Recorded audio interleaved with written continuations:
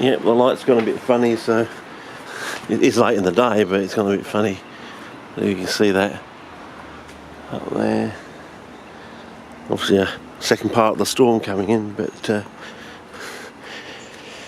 only 1 notch down because it's late in the day, so we'll see how we go. But I potted these, this one today and that one today, so we'll probably do a bit of spot culling. So I've done a strawberry, dandelion, one of our fluorescent weeds, orange magenta fluorescent weeds, I think under blue light.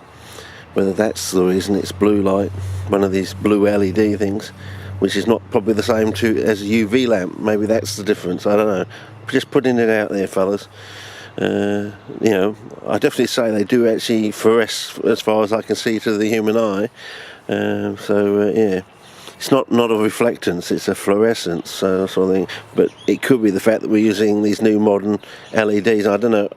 I haven't had access to a purple LED yet, so it may be different yet again after that. But anyway, and this one here, which was over there, I've moved down here to get more light, generally through the day, sort of thing. So I don't know whether that's going to strike or it's going to actually rod off that cape cutting there, so we'll see. After the rain comes tonight, we might see signs of a bud being brought through from underneath or something. This one I put in a cutting there, a cape cutting there, a weed, a couple of bits of cutting off a Dioneer trap. Yes, I'm using the traps, fellas. I think they're using the leaf is a bit of a con in a way. They're getting used to reduce the size of your rhizome. And of course, if the leaf bases don't strike, well, you've just diminished your rhizome by half a year, 6 months worth of growth. You've just ripped it off basically. But if you use the traps, not so much. So I think it's a bit of a con actually.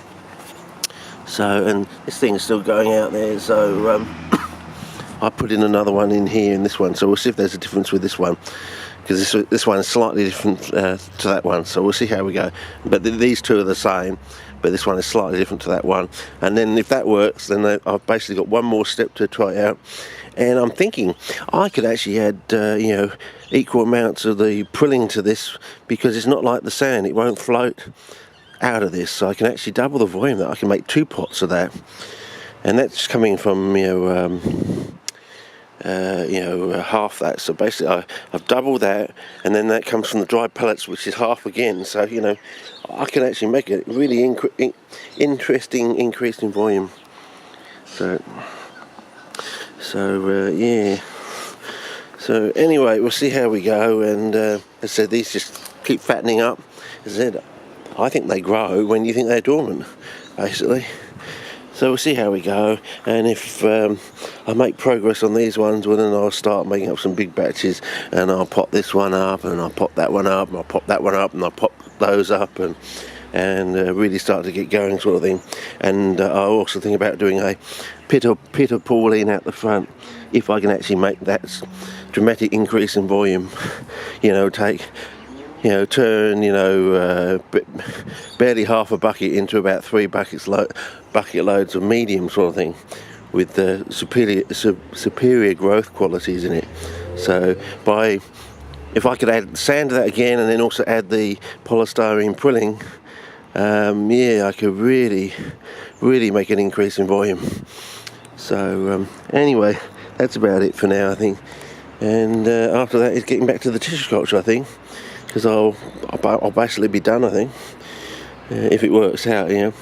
Another step, and then I think I'm done, basically. It's just increasing volume, making it more economic.